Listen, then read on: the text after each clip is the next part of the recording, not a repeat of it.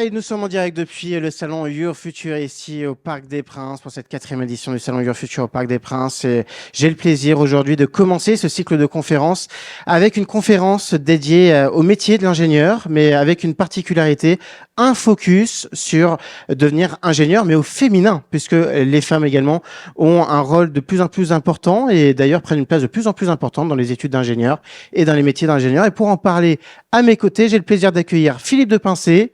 Bonjour Philippe, vous êtes directeur de Polytech Nantes. Vous êtes également président de la commission orientation et accompagnement des élèves de la CDFI. Et à côté de vous, sur votre gauche, se tient Louise Baer. Vous êtes diplômée de l'IMT Nord-Europe et actuellement en thèse avec l'entreprise Prophétie, lauréate du prix de l'élève ingénieur France 2022. Bonjour Louise. Bonjour. Alors, on va commencer par une question qui va être très très simple. C'est un petit tour de table pour vous présenter un petit peu dans vos fonctions respectives.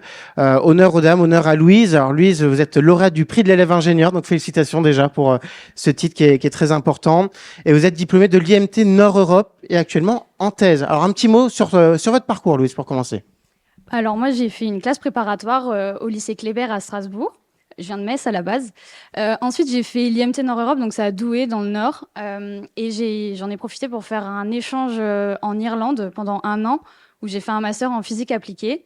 Et après, j'ai rejoint Prophétie pour mon stage de fin d'études et j'ai eu la chance de pouvoir rester d'abord en CDD, puis là, aujourd'hui, en thèse. Donc, c'est une thèse CIFRE, donc ça veut dire que la thèse se fait avec une entreprise, mais il faut toujours un laboratoire de rattachement. Et ce laboratoire se trouve au sein de l'école Lisa et Supaéro à Toulouse. Donc, je fais des allers-retours de temps en temps à Toulouse. Voilà. Et donc, je viens de commencer il y a 6 mois, donc j'en ai encore pour bien 2 ans et demi. Donc, voilà. Encore un long chemin avec la thèse. C'est ça. Bon, on sait qu'une thèse, c'est toujours un parcours assez passionnant, assez intellectuellement très, très riche. Ouais, exactement. Et à vos côtés, bon, on a quelqu'un qui est une référence dans l'enseignement au niveau de l'ingénierie avec cette école Polytech Nantes. Philippe, un petit mot pour vous présenter et présenter votre école. Alors, bonjour à toutes et tous. Je suis très content déjà de voir beaucoup de jeunes filles dans la salle. Donc, c'est vis-à-vis du thème, je trouve ça vraiment très intéressant. Alors, je suis ingénieur également de formation. Je ne vais pas revenir sur mon parcours parce que c'est il y a très longtemps. J'ai également fait une thèse et après mon diplôme d'ingénieur, j'avais le choix, soit j'allais dans l'entreprise, soit je continuais dans, on va dire, l'enseignement supérieur à la recherche. J'ai eu une proposition, j'ai postulé, je suis rentré comme ça, donc enseignant-chercheur. Donc j'ai commencé ma carrière en 1994 et puis après ça, j'ai évolué sur un certain nombre de postes au sein des établissements différents. Une chose qui est importante, c'est un ingénieur. On apprend en école ce qu'est être ingénieur. On apprend plein de choses et on s'en sert tout au long de notre vie. C'est-à-dire que personnellement, pour moi, je me considère ingénieur au quotidien, même si je suis au sein d'une école et si je dirige aujourd'hui une école. Et si je regarde ma carrière, donc j'ai été enseignant-chercheur d'une école publique d'ingénieurs, j'ai été directeur d'un programme grande école, d'une école de management, je suis aujourd'hui directeur d'une école d'ingénieurs. Pour moi, tout ça, ce sont des compétences d'ingénieur que je mets en œuvre au quotidien. Donc, en fin de compte, être ingénieur, je pense qu'on aura le temps de le développer tout à l'heure, ça permet de faire plein de choses plus tard et de profiter d'un certain nombre d'opportunités et de les transformer pour être heureux au travail tous les jours et de faire des belles choses et d'accompagner plein de projets. C'est important d'être heureux, effectivement, dans ce qu'on fait, Philippe. Bon, un petit mot pour commencer, pour poser un peu le cadre. Le cadre sur le paysage des écoles d'ingénieurs aujourd'hui, les différentes études, les voies d'accès. Est-ce que vous pouvez nous faire un petit panorama? On a beaucoup d'élèves en terminale là, qui sont dans la salle, Philippe, pour vous. Alors, les écoles d'ingénieurs, il y en a à peu près 210 aujourd'hui en France qui sont accréditées par la CTI. Donc, CTI, c'est la commission des titres d'ingénieur. Il n'y a que les écoles d'ingénieurs accréditées qui peuvent délivrer un diplôme d'ingénieur. Il y a 2 tiers de public, 1 tiers d'écoles privées. Globalement, en moyenne, il y a, on va dire, 30% d'élèves ingénieurs, de femmes dans les écoles d'ingénieurs. Alors, ça va dépendre des disciplines. On peut avoir des disciplines où il y en aura un peu moins de 15%, des disciplines où elles seront majoritaires à 60-70%. Donc, mais en moyenne, c'est que 30%. Au niveau des voies d'accès, on en a, Louise a dit qu'elle avait fait une classe préparatoire aux grandes écoles. C'est une des voies d'accès à des écoles d'ingénieurs. Bien évidemment, il y en a d'autres. On peut avoir donc une classe préparatoire intégrée, c'est-à-dire qu'au lieu d'attendre de rentrer en classe prépa après le bac pendant 2 ans et après passer les concours, on peut passer un concours dès le bac et déjà rentrer dans on va dire, dans une école d'ingénieurs ou dans un groupement d'écoles d'ingénieurs où on va avoir une classe préparatoire intégrée. Mais si on les réussit, on sait qu'on a une place au sein de l'école ou du groupement d'école. Donc ça, classe préparatoire intégrée. Et après ça, il y a toutes les filières possibles. Donc j'ai entendu tout à l'heure des étudiants qui étaient en licence pro. Après une licence pro, on peut intégrer une école d'ingénieurs. Il y a des concours qui sont possibles pour intégrer des écoles d'ingénieurs après une licence, après un BUT, après un BTS. Donc c'est vraiment, aujourd'hui, on va dire globalement, les écoles d'ingénieurs permettent à tous les jeunes qui ont, on va dire, une petite appétence pour les études scientifiques et techniques et technologiques, de rentrer et de faire un parcours dans une école d'ingénieurs. Louise, un petit mot sur votre parcours, justement. À quel stade vous vous êtes dit, c'est fait pour moi, j'ai envie de faire un cursus en ingénieur? Alors, je me suis dit ça, mais très tard, en fait. Je me suis jamais vue ingénieure. Et je pense que c'est une des différences qu'il y a chez les garçons, c'est qu'on est stimulé dès l'enfance par des jeux dits féminins et jeux dits masculins. Et moi, voilà, je me suis jamais dit, plus tard, je serai ingénieure, à l'inverse de certains de mes homologues masculins aujourd'hui. Mais j'ai toujours aimé la physique, ça c'est sûr, parce que mes parents sont plutôt scientifiques. Donc ça, j'ai aimé. Et j'ai suivi, en fait, le chemin comme ça, quoi. Donc, j'ai ouvert les portes qui s'offraient à moi. Et en fait, c'est que aujourd'hui que je me dis, en fait, je suis ingénieur parce que, comme l'a un peu dit Philippe, pour moi, être ingénieur, c'est prendre tous les outils qu'on a à sa disposition pour résoudre un problème. Donc, les problèmes peuvent être de tout type, dans tous les domaines, partout, même au quotidien. Et donc, c'est ça ma définition d'ingénieur. Et aujourd'hui, je sens que je suis ingénieure, mais en fait, moi, ce que j'aimais, c'était la physique et j'ai vraiment ouvert des portes comme ça. Et c'est ça, la spécificité des écoles d'ingénieurs aussi, c'est que ça nous laisse un peu plus de temps pour trouver notre voie réelle, quoi. Philippe, justement, ingénieur, on sait que c'est un métier qui est très large, très vaste. On peut exercer dans plein de secteurs d'activité différents. Est-ce qu'il y a une définition comme ça qui vous vient à la tête qu'est-ce qu'un ingénieur au final? Et surtout, quelles compétences il faut avoir pour pouvoir prétendre sur des études pour être ingénieur?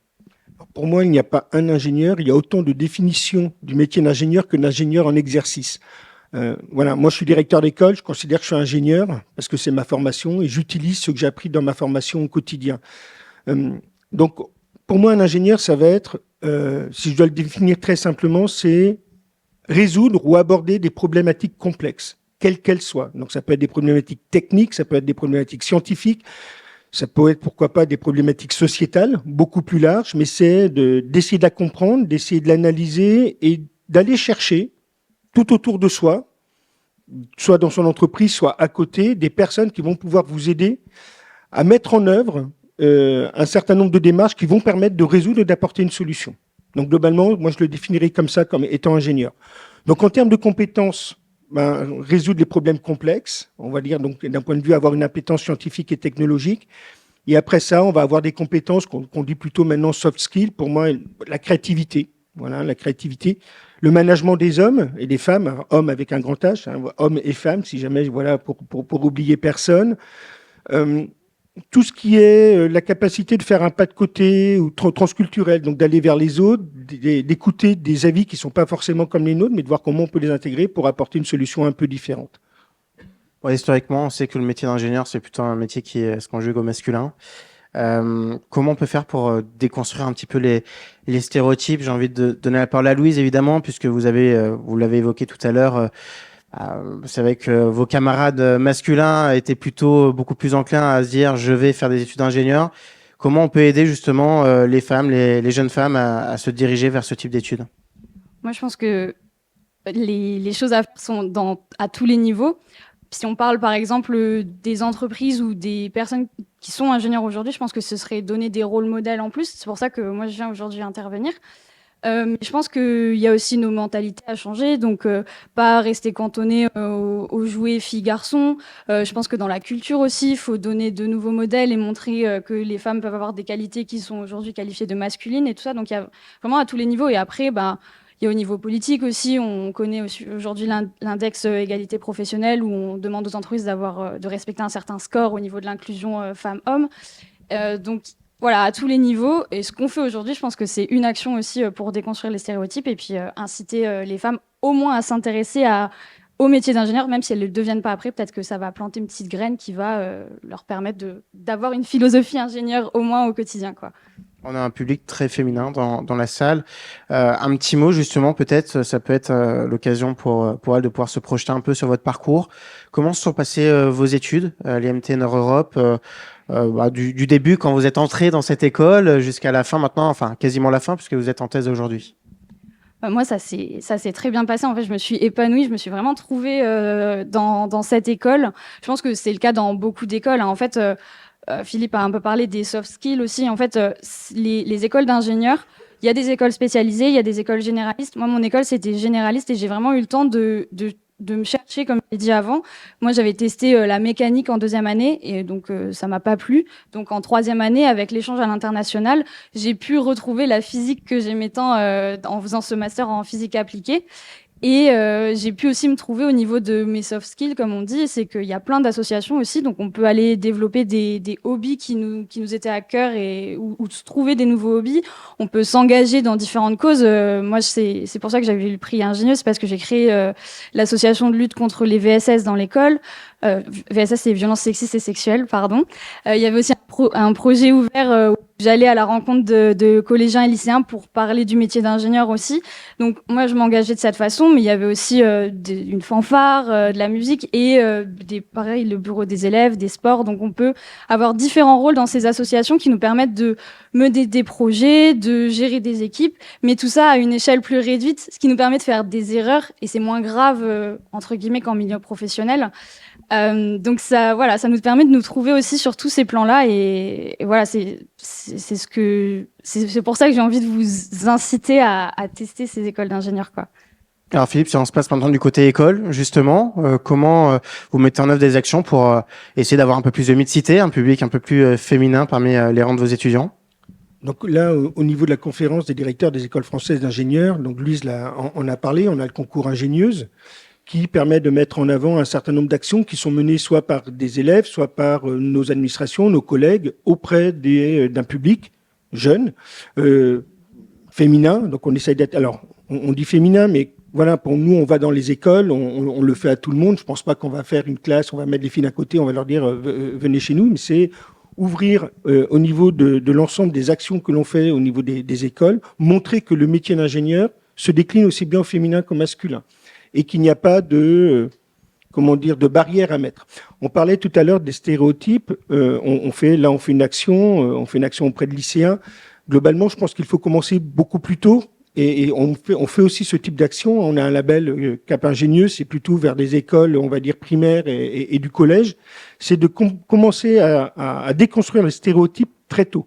Et en fin de compte, ils s'installent, je dirais, en primaire, ils vont continuer à s'installer au collège, ils s'installent dans les familles. Donc là, il y a quelques parents, je pense que, enfin, moi, j'ai des enfants qui sont grands maintenant, mais inconsciemment, par moment, voilà, on dit plutôt la fille, voilà, on va lui montrer comment faire la cuisine. Le garçon, on va l'emmener avec nous, père, pour globalement bricoler la moto ou la voiture, etc. Et je pense que ces potentiellement sont des erreurs, on s'en rend pas compte, sont des erreurs que l'on peut faire. Donc, maintenant, on rencontre de plus en plus dans les familles des hommes qui font la cuisine et potentiellement des femmes qui s'occupent de la mécanique, qui s'occupent du jardin, etc. Et je pense que c'est ça qu'il faut continuer à faire, c'est montrer qu'il n'y a pas un domaine, qu'il n'y a pas un métier, qu'il n'y a pas des catégories qui sont réservées soit aux hommes, soit aux femmes. Tout est accessible à tout le monde. Et c'est vraiment, et par contre, il faut le diffuser le plus tôt possible pour que quand on arrive, par exemple, en terminale, à l'heure de faire ses choix sur Parcoursup, on se pose pas la question, est-ce que je peux le faire? Est-ce que c'est pour un gars ou pour une fille? J'ai envie, je peux, je le fais. Et c'est vraiment ça qui est important. On l'a vu, Philippe, on a fait un petit sondage avant de commencer la conférence. Bon, il y a quelques mains qui sont levées quand on a posé la question est-ce que vous projetez sur les études d'ingénieur? On a souvent aussi un phénomène un peu d'autocensure. On se dit c'est pas fait pour moi parce que je viens pas forcément du bon milieu social ou mes parents ont pas forcément beaucoup de moyens. Il y a aussi, on parle de mixité homme-femme, il y a aussi une mixité sociale qui est aussi un enjeu pour les écoles d'ingénieurs. Alors, au niveau mixité sociale, vous avez toutes les typologies d'écoles. Donc, il y a des écoles publiques où globalement, c'est les droits universitaires, c'est 600 €. Voilà pour l'année. C'est pas du tout le coût réel de la formation, donc c'est faisable. Après ça, il faut avoir le logement dans la ville où il y a l'école, etc. Il y a des bourses. Il y a possibilité d'avoir des bourses pour les élèves, soit des bourses d'État. Si jamais vous êtes déjà boursier en étant au lycée, il y a de fortes chances que vous puissiez continuer potentiellement à avoir une bourse après, donc un complément pour pouvoir faire vos études. Vous avez aussi globalement des bourses qui peuvent être données au niveau des écoles, donc ça c'est une possibilité. Si on va plus loin, vous avez possibilité de le faire par apprentissage. Donc globalement, vous allez travailler en même temps, vous allez faire vos études en étant apprenti au sein d'une entreprise. Et globalement, l'entreprise va vous verser une rémunération tous les mois, donc qui vont vous permettre d'être rémunéré pendant l'ensemble de la durée de vos études. Donc pour moi, il y a vraiment pas de difficulté au niveau, on va dire, social. On peut trouver une école, quel que soit son niveau de revenus possible ou d'aide possible. On peut en trouver une et on peut aller chercher les aides pour pouvoir le faire. Donc ça, c'est vraiment important. Personnellement, je suis fils d'ouvrier. Voilà. Donc, petite ville, paumée en Bretagne. Et voilà, voilà, l'école publique, chaque fois. Et ça m'a permis d'arriver où je suis aujourd'hui. Puis moi, ce que je voulais rajouter, c'est que j'ai fait un prêt étudiant moi aussi. Donc, mes parents ont contracté le prêt et là aujourd'hui, c'est moi qui le rembourse. Je continue. Donc, en effet, aujourd'hui, il n'y a pas assez de diversité sociale dans les écoles d'ingénieurs. Il y a une certaine reproduction sociale et ça, c'est un fait. Mais c'est pour ça qu'on est là aujourd'hui et qu'on le dit aussi et qu'on vous donne qu'on vous dit que ça doit pas vous arrêter, qu'il y a des solutions et qu'il faut essayer de les envisager et qu'il faut pas que ça soit un frein pour vous. Faut vraiment y aller pour trouver ces solutions. Juste un complément d'information sur les prêts. Souvent, alors voilà, je vous ai dit mon origine sociale. On se pose souvent des questions qu'on vient d'un milieu modeste. Faire un prêt, ça va me coûter cher, ça va durer longtemps, je vais peut-être être pas en capacité de le rembourser. Il faut savoir que quand vous êtes élève ingénieur, globalement, le premier métier que vous allez avoir, la moyenne des salaires, on va dire, elle est aux alentours de 38-39 000 euros par an. Donc globalement, vous aurez aucune difficulté à rembourser un prêt d'étudiant en ayant fait une école d'ingénieur. Donc ça, c'est vrai. Et vous allez, les parents il y a des moyens pour trouver des cautions, etc. Si les parents ne peuvent pas le faire. Donc il y a vraiment un accompagnement par rapport à ça. Donc vraiment, ne pas se dire, je ne vais pas faire d'études d'ingénieur parce que je n'ai pas les moyens financiers de le faire. Ça, pour moi, c'est vraiment un faux problème. Et après ça, vous avez envie d'en faire, vous avez envie de devenir ingénieur, vous avez envie de faire des études scientifiques, faites-le. Ne vous posez pas la question, on trouvera des solutions. Et les établissements sont là pour vous aider à trouver des solutions. Les écoles accompagnent aussi avec des bourses, il y a pas mal de dispositifs qui sont mis en place. Alors on parle des bourses, il y a aussi des prix qui sont aussi discernés et vous en êtes bien l'incarnation aujourd'hui, Louise. Un petit mot justement dans le cadre de cette opération ingénieuse de la CDFI que vous avez remporté brillamment en 2022. Vous avez été donc élu élève ingénieur France 2022. Un petit mot justement sur comment vous avez vécu cette expérience. Alors donc ce prix récompense les projets et les élèves et les ingénieurs qui s'engagent en faveur de l'égalité femmes-hommes au sein des études et des carrières d'ingénieurs. Donc voilà, c'était pas un prix scientifique non plus, mais c'est un prix qui a reconnu en fait mon engagement pour cette cause-là. Et donc, voilà, le premier mot, c'est de la reconnaissance. J'étais très fière de me dire, tout ce travail, non seulement il paye parce que je pense que je touche des gens et des femmes, des filles notamment, mais en plus, une entité telle que la CDFI et l'opération ingénieuse a reconnu que c'était d'utilité. Et deuxième point, c'est une motivation supplémentaire, en fait. Se dire que le travail paye d'une certaine manière, ça me donne envie de poursuivre des projets aujourd'hui. J'ai un peu moins le temps avec la thèse, mais j'ai plein d'idées en tête et c'est pour ça que je continue à faire ces choses-là. Et en plus, ça m'a apporté un certain réseau, si je puis dire. J'ai rencontré des femmes et des hommes super, des femmes notamment parce que les autres nominées, les autres lauréates. Donc aujourd'hui, je vois les projets qu'elles réalisent, je vois les carrières dans lesquelles elles avancent et ça, c'est toujours bien comme il n'y a pas beaucoup de femmes, en fait, c'est toujours bien d'étendre son réseau de femmes aussi pour pour partager les expériences, tout ça et voir les actions qui sont mises en place. C'est une solidarité qui se met aussi en place, comme vous n'êtes pas forcément très nombreuses encore aujourd'hui. Qu'est-ce que ça vous a apporté justement de pouvoir suivre des études d'ingénieur en tant que femme, on va dire ? Alors, ce que je pense, c'est que... donc, on a parlé un peu des stéréotypes. Je pense qu'il y a beaucoup d'injonctions faites aux différents genres. Et celles faites aux femmes, c'est, les femmes sont douces, sont serviables, sont sensibles. Et je pense que ça nous empêche en tant que femmes parfois de s'épanouir complètement en tant qu'humaine. Et je pense que ces études d'ingénieur et cette carrière d'ingénieur m'a permis de de contrer ou en tout cas de pas m'arrêter à ça. En fait, voilà, si je reviens juste sur les injonctions rapidement, quand on dit qu'une femme est normalement douce, quand une femme va élever le ton en une réunion, on va dire qu'elle est trop autoritaire ou voire hystérique, quoi. Quand on va plus facilement demander à une femme de distribuer un papier autour d'une table à une réunion ou de réserver le repas du midi parce qu'il y a des collègues de l'autre entreprise qui viennent. Donc toutes ces tâches, voilà, parce qu'une femme est serviable, une femme est sensible, donc quand elle est souvent malade, on se dit oh elle est tout le temps malade, alors qu'un homme on va vite se demander si c'est grave ou quoi. Donc il y a encore des stéréotypes comme ça. Et moi, aujourd'hui, cette carrière et ces études, ça m'a montré que ma valeur, en fait, elle s'arrête pas à ces choses qu'on attend de moi en tant que femme. Ça m'a redonné confiance en moi. Ça m'a permis de m'émanciper de ça. Et aujourd'hui, comme l'a dit Philippe, au quotidien, j'aborde les problèmes du quotidien comme des problèmes d'ingénieur, en fait. Je me dis pas, je vais pas réussir à résoudre ce problème parce que j'ai besoin de quelqu'un. Non, je me dis, ça, je comprends pas comment ça marche, je vais comprendre comment ça marche, parce qu'au quotidien, en tant qu'ingénieur, je cherche à comprendre comment les choses marchent. Donc, voilà, j'aborde ma vie de façon ingénieure. Et c'est ça que ça m'a apporté. Et voilà, et puis après, ça m'a aussi donné une nouvelle place dans la société, entre guillemets. Enfin, faut pas oublier que les métiers dits féminins sont souvent moins bien rémunérés que ceux dits masculins, ce qui fait que les femmes peuvent souvent être plus vulnérables sur ces aspects financiers. Et aujourd'hui, comme l'a dit Philippe, avec un salaire d'ingénieur, je suis émancipée et indépendante de ce point de vue-là aussi. Et donc c'est ça en fait, c'est en tant que femme, ça étend mon horizon et ça me donne cette indépendance aujourd'hui, je pense, et intellectuelle et sociale d'une certaine manière. Est-ce que le regard des entreprises change aussi sur le métier d'ingénieur en se disant que aujourd'hui c'est aussi un métier qui peut être fait par une femme? Oui, oui, ça change, ça c'est sûr. Ça change parce qu'il y a des politiques mises en place, ça change parce que les mentalités changent, et aussi parce que les entreprises, par les personnes qui sont à l'intérieur, veulent changer.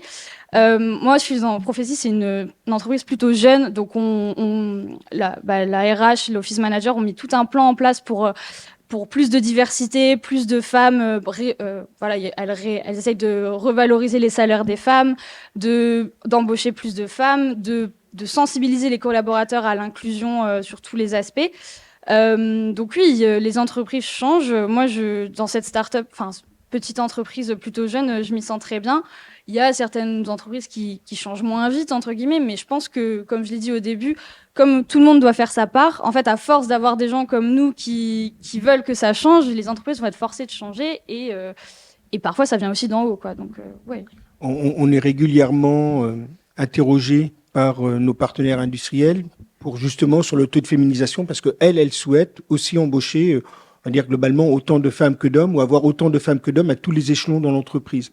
C'est vraiment quelque chose qui est important. Alors, moi, la manière dont je le traduis, c'est globalement aujourd'hui, on a, je crois, un peu plus de 20% de femmes dans les ingénieurs dans les entreprises. Le temps que la féminisation dans les écoles se retrouve sur le marché de l'emploi.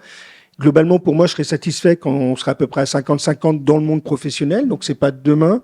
Mais sinon, ce que je peux dire aujourd'hui, c'est une entreprise perd 30% d'une capacité de réflexion et globalement, vu qu'un homme et une femme ne pensent pas de la même manière, vont pas aborder les problématiques de la même manière, potentiellement, on se prive d'une partie de solution au niveau des entreprises si jamais on n'essaye pas d'embaucher des femmes sur des postes clés, des postes d'ingénieurs et au-delà au niveau du management et de la direction, pour avoir un regard différent de celui d'un homme. On arrive sur la fin de la conférence, avant de passer à nos questions-réponses. Quels conseils vous donneriez tout simplement aux jeunes qui sont présents dans la salle, qui nous regardent également sur Your Future, pour lutter un peu contre les préjugés? Alors évidemment avec une petite attention particulière concernant les jeunes femmes, mais aussi pour tous les jeunes qui sont présents globalement et qui se disent je suis pas encore sûr de pouvoir me diriger vers les études d'ingénieur.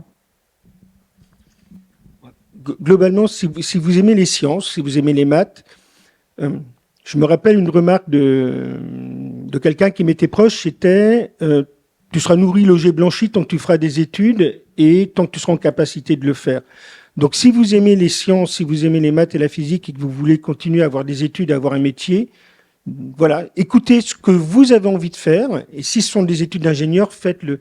Et si quelqu'un vous dit non, il faut des études courtes, etc., parce que ça peut être aussi un des freins dans des familles, non, mais attends, je peux pas te garder à la maison, ou je peux pas continuer à te rémunérer, à t'aider à avoir un appartement, etc. Donc fais des études courtes, Je vous ai dit tout à l'heure, il y a moyen d'avoir des financements, il y a l'apprentissage, il y a moyen d'avoir des aides. Donc, si vous avez une envie, faites-le. Si après ça, vous dites, mais est-ce que c'est vraiment fait pour moi? Est-ce que je pourrais aller jusqu'à une étude d'ingénieur? Je vous ai dit tout à l'heure qu'il y a plein de voies différentes, plein de voies possibles. Ben, vous pouvez commencer par des diplômes intermédiaires, soit en licence, soit en IUT. Et après ça, prendre une autre fille, voilà, une voie qui vous permettra de rebondir après en école d'ingénieur, mais en ayant potentiellement eu un diplôme, avoir pu tester sur 2-3 ans avant de poursuivre des études. Et après ça, c'est jamais un échec. Ça aussi, il faut se dire, on parle souvent, ah oui, mais si jamais j'échoue. Non, c'est pas un échec, c'est potentiellement, si à un moment donné, vous vous rendez compte que vous n'êtes pas là où vous avez envie d'être, c'est pas un échec, c'est juste une erreur d'orientation. Et les erreurs, ça arrive, mais ce sont pas des échecs. Voilà. Et donc, vous êtes jeune, vous allez travailler pendant un certain nombre d'années, on ne sait pas combien encore aujourd'hui. Enfin, voilà, voilà, peut-être que vous aurez une retraite, peut-être pas, on le verra. Mais globalement, perdre 1 an, 2 ans, 3 ans quand vous avez votre âge pour faire un peu plus d'études, voilà, c'est juste se donner des clés supplémentaires pour votre avenir professionnel.